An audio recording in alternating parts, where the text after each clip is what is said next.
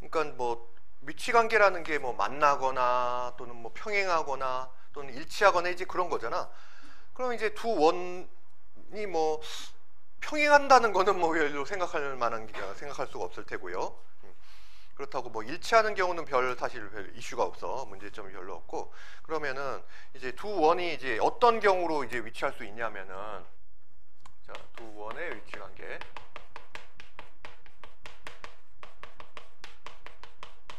그야말로 그냥 별 상관없이 이렇게 떨어져 있는 경우가 있어요.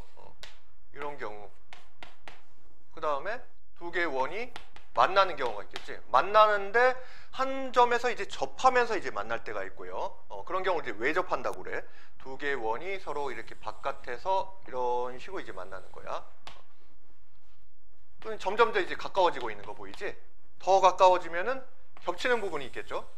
이렇게 이제 두 점에서 만나는 이런 이제 상황이 될 거예요. 더 안으로 가볼까? 더 이동을 할게. 점점 더 가까이지고 있어요. 그러면은 아예 작은 원이 안으로 쏙 들어가는 경우가 생겨요. 그래서 쏙 들어가면서도 이 안쪽에서 접하는 거야. 작은 원 하나가 이렇게 안쪽에서 접하는 이런 이제 경우가 나올 수가 있어요. 그래서 이렇게 바깥쪽에서 두 개의 원이 한 점에서 만나는 이런 경우를 이제 외접한다라고 얘기하고, 이런 식으로 원 하나가 큰 원 하나 이제 완전히 쏙 들어갔는데, 그런데 이제 이렇게 이걸 외벽이라고 할까? 외벽에서 이렇게 한 점에서 만나고 있는 이런 경우를 이제 내접한다, 그렇게 이제 표현을 해요. 근데 더 들어가면은 요 벽에서 이제 떨어질 거 아니야? 만나고 있는 지점에서 이제 떨어지겠지. 그러면은 이런 식의 그림이 나오겠죠. 원 하나가 아예 안에 쏙 이렇게 들어가는 형태, 이런 게 나올 수가 있어요. 더 들어가다 보면은 어떻게 돼요? 로마자가 어떻게 되지? 더 들어가면은 아예 중심이 일치해 버리는 수가 있겠지. 안으로 점점 더 들어가가지고 중심을 똑같이 이렇게 공유하는 이런 이제 상황까지 이제 갈 수가 있을 거예요.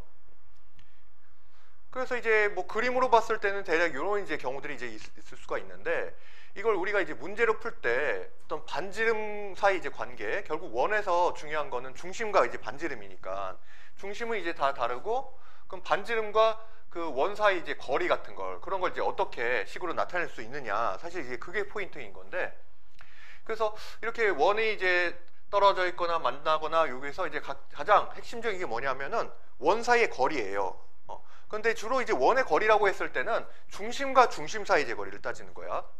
그래서 여기에 이제 예를 들어서 이게 이제 O1이고 얘가 이제 O2라고 했을 때 여기에 중심이 있을 거 아니에요. 그래서 요 중심을 얘를 그냥 O1이라고 하고 여기를 이제 O2라고 하면은 요 중심 사이 이제 거리, 요걸 이제 거리 디스턴스로 해서 이제 D라고 표현을 해봅시다. 그리고 그러면 이제 요만큼은 지금 첫째 원의 이제 반지름인 거고, 여기는 이제 두 번째 원의 이제 반지름인 거지. 그래서 이 상황이 뭐 이제 식으로 나타낸다는 게 약간 좀 어설퍼 그런 느낌은 들지만은, 그냥 이제 있는 그대로 나타내면은 이런 거야. 지금 이제 전체 거리 D가, 중심부터 중심까지 거리 D가 뭐보다 크다? 두 개의 반지름을 더한 것보다 이제 큰 상황이에요. 즉 R1 플러스 R2인 거지. 사실은 이제 이런 상황을 이제 이해할 때 항상 가장 기준 또는 이제 경계가 되는 게 뭐냐면은 여기 이제 접하는 상황이야. 접하는 상황이 이제 가장 특수하기 때문에 나중에 이제 뭐 2참수, 3참수나 뭐 미분 같은 거 할 때도 그렇고 일단 접하는 상황을 기준으로 해서 이렇게 구분을 한단 말이에요. 그래서 사실 얘부터 이제 봤으면 좀 더 좋을 것 같은데, 이걸 이제 먼저 본다고 하면은 지금은 중심 사이의 거리가 딱 이만큼이고, 그럼 이제 요만큼이 첫 번째 원의 반지름, 얘가 이제 두 번째 원의 반지름이 되니까, 자, 두 개의 원의 반지름을 더한 것과 중심 사이의 거리가 서로 일치를 하죠. 접할 때는 이렇게 이제 특수한 상황이 이제 발생을 하는 거야. 그러니까 이런 경우에는 굳이 부등식으로 나타내지 않더라도 딱 방정식으로 어떤 이제 관계를 나타낼 수가 있는 거예요. 그래서 이런 경우에는 두 원 사이의 거리를 D라고 했을 때 이게 반지름과 반지름을 더한 거와 똑같더라. 근데 여기서 이제 또 멀어지면 이렇게 떨어지게 됐을 때는 거리가 더 큰 상황이 되는 거지. 두 개의 원의 반지름을 더한 거보다 거리 D가 더 큰 거고. 그럼 이 경우는 반대로 생각하면 되겠죠. 지금은 자, 원의 중심이 여기 있고요. 여기도 원의 중심이 있을 때 이만큼이 이제 반지름 R1이고 또 요만큼이 이제 반지름 R2예요. 근데 여기는 이제 조금 얘기할 거리가 많은 게 중심과 중심을 연결한 이렇게가 이제 D라고 하면은 지금 이렇게 해서 삼각형이 만들어졌잖아요. 그래서 R1, R2 그리고 중심 사이의 거리인 D가 삼각형의 어떤 이제 길이 조건을 형성하는 거야. 그럼 이제 삼각형의 이제 길이에 대한 조건이 뭐예요? 물론 뭐 당연히 세 변의 길이 이제 양수이다 이것도 있었지만은 중학교 때 이제 배운 중학교 1학년 때 나온 거지 그거는. 자, 가장 긴 변이 있을 때 나머지 변, 가장 긴 변을 제외한 두 변의 길이가 어떻게 돼야 돼? 가장 긴 변보다 이제 커야 된단 말이야. 그래서 식으로 나타내면 즉 R1 플러스 R2 지금은 요 두 개의 원의 반지름들이 이렇게 삼각형을 형성했을 때 삼각형이 두 변의 역할을 하는 거예요. 그래서 R1 플러스 R2가 나머지 변의 길이인 D보다 크구나. 이렇게 돼야 되는 거지.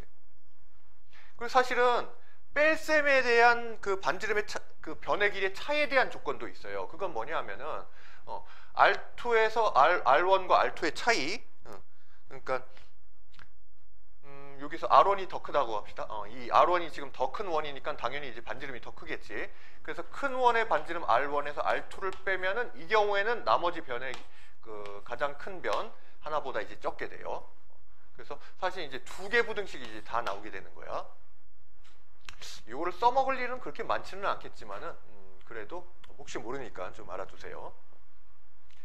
자, 그 다음에 이제는 이제 안으로 들어와서 이렇게 내접을 해요. 그럼 내접한 경우에는 이번에는 이제 경우를 보면은 여기에 중심이 있다라고 하면은 중심이 이게 이제 큰 원의 중심이지. 그리고 요쯤에 이제 작은 원의 중심이 있다라고 합시다. 그럼 이제 여기서부터 여기까지의 차이가 지금 이제 D가 되는 건데 지금 반지름 R1은 여기서부터 여기까지죠. 요렇게가 지금 이제 큰 원의 반지름이고요. 그 다음에 요 작은 원의 반지름은 작은 원의 중심에서 여기까지 이만큼이 R2 작은 원의 이제 반지름이 되겠네. 그러면 이제 이렇게 안으로 들어와서 안쪽에서 이제 내접하는 경우에는 이 중심과 중심 사이의 거리 D가 이제 어떻게 된다는 걸 알 수 있어요? 큰 원의 반지름인 R1에서 R2를 딱 빼면은 이제 D가 나오게 되는 상황이 되는 거지. 그래서 이 경우에는 접하는 경우에는 항상 이제 이 외접하는 경우도 그렇고 내접하는 경우도 등식으로 나타날 수가 있는데 이때는 두 원의 중심 사이 거리인 D가 뭐와 똑같냐면은 큰 원의 반지름 R1에서 작은 원의 반지름인 R2를 뺀 거와 같게 된다. 이런 이제 관계가 성립을 하는 거야. 자, 그 다음에 이제 점점 더 가까이 오면 올수록 이 거리 D가 좀 더 작아지겠죠. 그래서 이것도 이제 대략 그림으로 그려보면은 여기가 큰 원의 중심, 이게 작은 원의 중심이면은 이제는 요만큼의 길이가 원의 중심 사이의 거리 D가 되는데 큰 원의 반지름은 여기서부터 여기까지란 말이에요. 이게 이제 R1이고 그 다음에 작은 원의 반지름은 여기서부터 여기까지 이게 R2니까 R1에서 R2를 빼더라도 이만큼이 남아버리지. 그러니까 R1에서 R2를 뺀 게 지금 이제 D보다 더 커지는 상황이 되는 거야. 그래서 이걸 이제 부등식으로 나타내면은 자 R1 빼기 R2가 아까는 이제 이렇게 내접하는 경우에는 D와 똑같았는데 이번에 이제 D보다 크게 되는구나. 이런 식으로 이제 표현할 수가 있어요. 자, 그 다음에 이제 마지막으로 이렇게 원을 중심을 공유하게 되는 경우는 뭐 크게 뭐 중요하진 않은데 이 경우에는 중심 사이의 거리가 그냥 0이 되는 거지. 어차피 중심이 똑같으니까. 그래서 큰 원의 반지름인 R1에서 작은 원의 반지름 R2를 빼면은 그러면은 어차피 이제 원의 중심이 똑같으니까 이거는 뭐 식으로 나타낼 만한 거리가 없고 그냥 이제 중심이 일치해 버리니까 이제 D가 이제 0이 된다. 중심 사이의 거리는 그냥 0이 된다. 이런 경우가 지금 이제 이게 안으로 완전히 들어와서 아예 중심을 공유해 버린 이제 그런 상황이 되는 거지.